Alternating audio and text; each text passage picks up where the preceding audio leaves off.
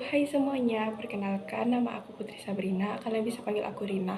Di video kali ini aku akan membahas tentang manajemen strategi, yaitu salah satu hal penting dalam keberhasilan sebuah organisasi baik di sektor bisnis maupun sektor pemerintahan. Sebelum kita masuk lebih jauh, apa sih manajemen strategi itu? Manajemen strategi adalah proses perencanaan, pelaksanaan, dan evaluasi strategi yang dilakukan untuk mencapai tujuan jangka panjang organisasi. Secara sederhananya, manajemen strategi itu membantu sebuah organisasi untuk menentukan kemana arah mereka akan pergi, bagaimana cara mereka mencapainya, dan bagaimana memastikan semuanya berjalan sesuai dengan rencana. Tujuan utama dari manajemen strategi adalah untuk menciptakan daya saing yang berkelanjutan. Dengan melakukan strategi yang tepat, sebuah organisasi dapat beradaptasi dengan perubahan lingkungan, memanfaatkan peluang yang ada, serta mengantisipasi ancaman yang akan datang. Manfaat lainnya dari menerapkan manajemen strategi yaitu membantu pimpinan mengambil keputusan yang lebih baik, meningkatkan efisiensi penggunaan sumber daya, meningkatkan koordinasi antar bagian organisasi, dan mendorong inovasi agar organisasi tidak tertinggal.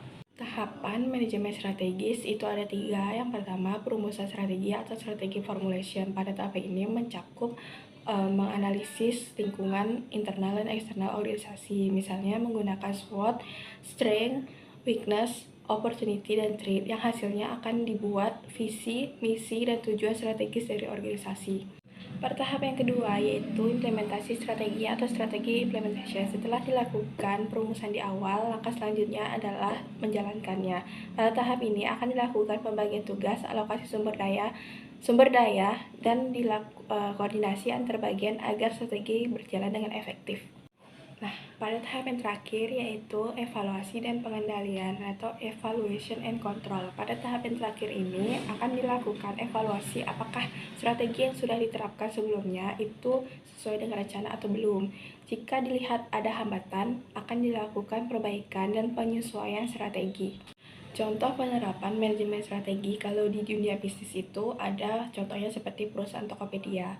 Perusahaan Tokopedia ini menerapkan manajemen strategi dengan memperkuat kolaborasi digital dan memperluas pasar melalui inovasi layanan. Contoh dari penerapan rencana strategi kalau di sektor pemerintahan itu melalui rencana strategi atau RASTRA yang dimiliki setiap instansi, yang tujuannya yaitu untuk mencapai visi dan misi pembangunan nasional.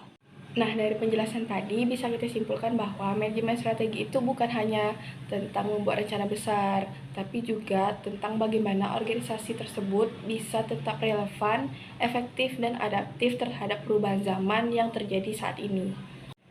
Sekian video kali ini, terima kasih sudah menonton, semoga penjelasan ini bermanfaat. Sampai jumpa di video selanjutnya.